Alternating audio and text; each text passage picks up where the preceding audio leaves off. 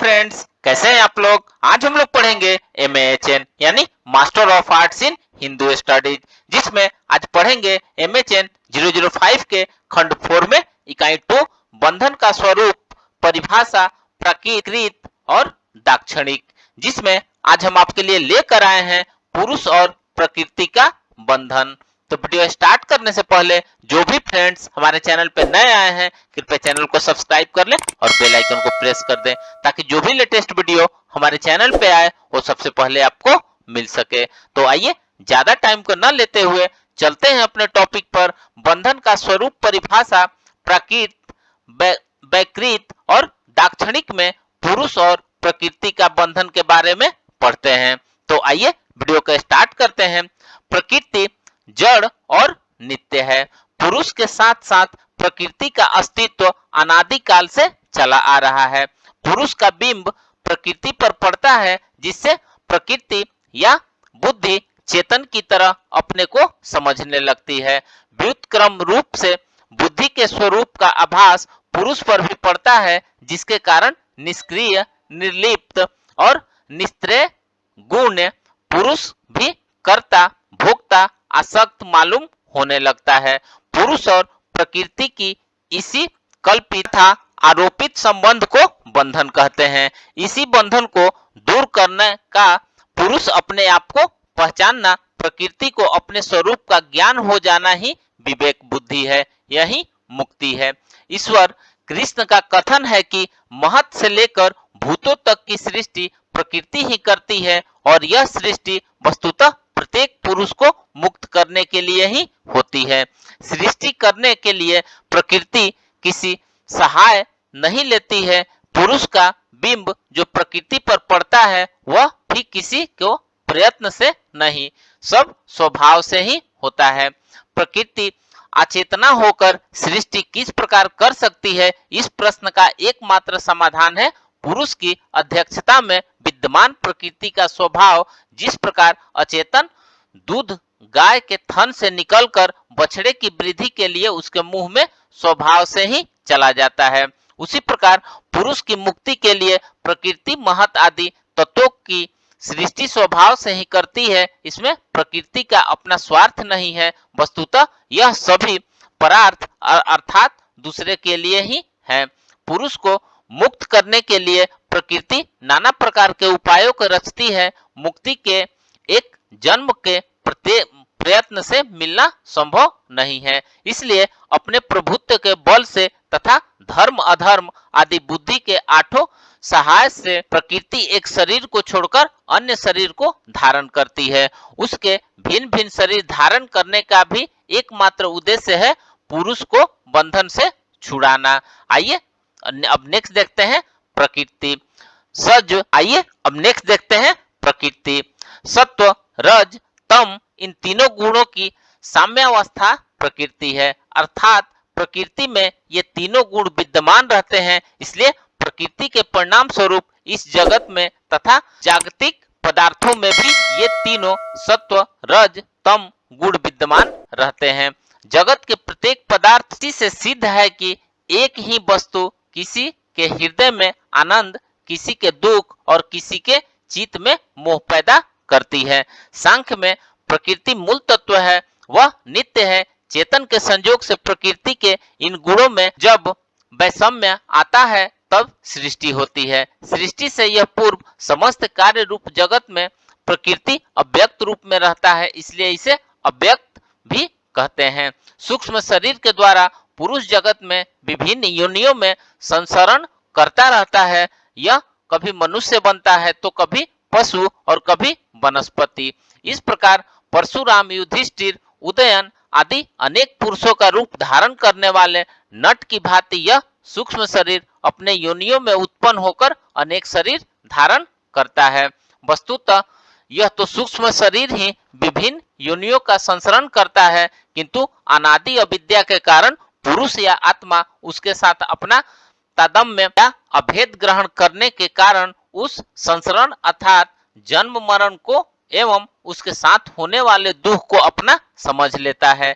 यही उसका बंधन है, और इसी से छुटकारा पाने के लिए सारी आध्यात्मिक साधना बताई गई है। यह छुटकारा अज्ञान मिटने पर ही मिल सकता है, अथवा इसे और अच्छे ढंग से इस प्रकार कह सकते हैं कि अज्ञान से मुक्ति ही जन्म मरण से मुक्ति है, दुखों से मुक्ति है।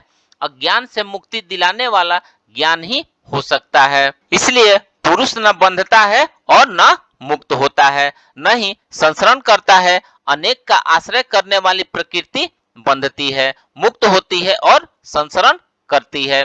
अपरिणामित्व तथा निर्गुणत्व के किसी पुरुष का न तो बंधन होता है और न ही मोक्ष होता है। अनेक पुरुषों के आश्रय में रहने वाली बुद्धि रूप प्रकृति का संसरण ही बंधन और मोक्ष होता है। आचार्य वाचस्पति मिश्र के अनुसार यह निश्चित है कि पुरुष का बंधन, संसरण और मोक्ष आदि कुछ नहीं होता है। बंध और मोक्ष केवल प्रकृति अर्थात लिंग शरीर के ही माने जाते हैं। पुरुष में केवल इनको आरोपित किया गया है।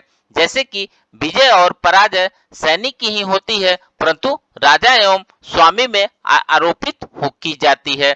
जब तक प्रकृति और पुरुष का भेद पुरुष को तत्व बोध के रूप में नहीं होता है, तभी तक भोग और अपवर्ग पुरुष के ही होते हैं।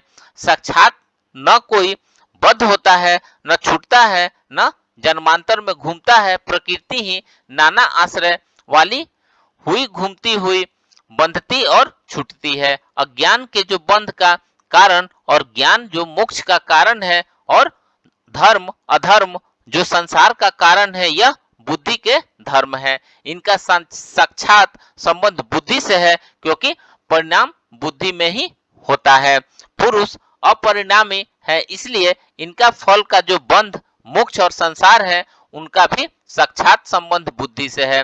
पुरुष एक रस में रहता है, बंध में भी, मोक्ष में भी और संसार में भी। हाँ, बुद्धि में भेद होता है। अज्ञान में जो अवस्था बुद्धि की होती है, वह ज्ञान में उससे भिन्न हो जाती है। इस प्रकार प्रकृति ही अपना बंधन करती है और मुक्त भी होती है तथा संसरण भी करती है। सृष्टि आदि में जो सूक्ष्म तन्मात्रिक शरीर है, वह त्रयोदश विध इंद्रियों से संयुक्त होकर विविध बंध से बद्ध होकर संसरण करता है। वह बंध प्रकृति वैकारिक एवं दक्षिणा बंध है। मोक्ष तथा संसरण प्रकृति का ही होता है, क्योंकि पुरुष तत्व निर्गुण, अपरिणामी, निष्क्रिय तथा अकर्ता आदि है, जिसके फलस्वरूप वह न तो बंधन को प्राप्त करता है, न ही उसकी मुक्ति होती है और न ही संसरण करता है। प्रकृति किन गुणों से अपने को बांधती है और किन गुणों से अपने को मुक्त करती है? प्रकृति अपने को 7 भाव से बंधन प्राप्त करती है। वे 7 भाव ज्ञान, धर्म, अधर्म, वैराग्य, अवैराग्य, ऐश्वर्य, अनैश्वर्य, इन 7 भावों से प्रकृति अपने आप को बंधन में डालती है और वहीं फिर पुरुषार्थ के लिए एक रूप से अपने आप को छुड़ाती है, अर्थात यह ज्ञान रूप से ही निर्वृत्ति ही मुक्ति कही गई है। चेतन या अचेतन वस्तु को आत्मा की तरह समझकर उसकी संपत्ति से आनंदित होता है, अपनी संपत्ति समझता हुआ उसकी विपत्ति से शोक में डूबता है। अपनी विपत्ति को समझता हुआ ऐसा हर एक पुरुष मूढ़ है। जहाँ बंधन अर्थात अविद्या और अज्ञान का स्वरूप दिखाया गया है, पुरुष के आत्मा जैसे उसके कमाए धन आदि रहने के घर आदि या उसकी अन्य संपत्ति से अलग है। पुरुष की आत्मा पुरुष के शरीर से भी अलग है। इनके घटने, बढ़ने, मृत्यु आदि से आत्मा का कुछ नहीं घटता बढ़ता है। तथापि पुरुष अपने स्वरूप को न जानता हुआ वह इतना भूलता है कि न केवल शरीर को ही आत्मा मानकर शरीर के सुख दुख से सुखी दुखी होता है, अपितु पुत्र, पत्नी, पशु आदि चेतन और धन्य धान आदि अचेतन वस्तुओं में ऐसा बंधन बांध लेता है कि मानो उसका आत्मा है। अतएव उनकी संपदा देखकर अपने आप को संपदा वाला मान लेता है और उसकी विपदा देखकर अपने आप को विपदा वाला मान लेता है। पुत्र के मरने से कहता है कि मैं मर गया, धन छीण होने से कहता है मैं छीण हो गया। यह सब उसके लिए अपने आप को भूलने का फल है। वस्तुतः आत्मा न उनकी संपदा से विपन्न हुआ। वस्तुतः इस बंधन का मूल कारण अज्ञान है, अर्थात मूल बुद्धि और पुरुष का अविवेक। बुद्धि से परे पुरुष को स्वरूपशील और अविद्या आदि से अलग न देखता हुआ मोह से उसमें आत्मबुद्धि कर लेता है। पुरुष और बुद्धि दोनों अलग अलग है। पुरुष का स्वरूप शुद्ध, शील, उदासीनता और विद्या चेतनता का है। इसके विपरीत बुद्धि का स्वरूप त्रिगुणात्मिकता होने से अशुद्ध, उदासीन और जड़ है।